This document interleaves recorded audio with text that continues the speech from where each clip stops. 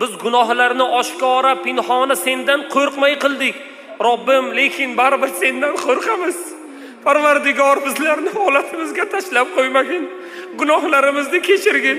Mana katta jamoat duo qilib, qo'l ko'tarib duo qilib turibdi.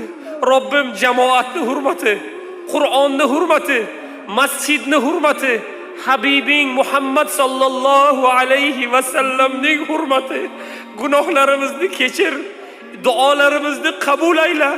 Farzandlarimizni bizlarga rahmat olib keladigan farzandlar bo'lmog'ini Robbim nasib qilgin. Ayollarimizga iffatni ber, afifalikni, tohiralikni, ibodatni Robbim nasib qilgin.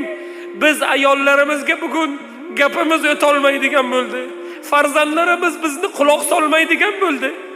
Ota-onamizga biz bugun isyon qildik. Qur'onni, payg'ambarni, Allohning haqqini bilmay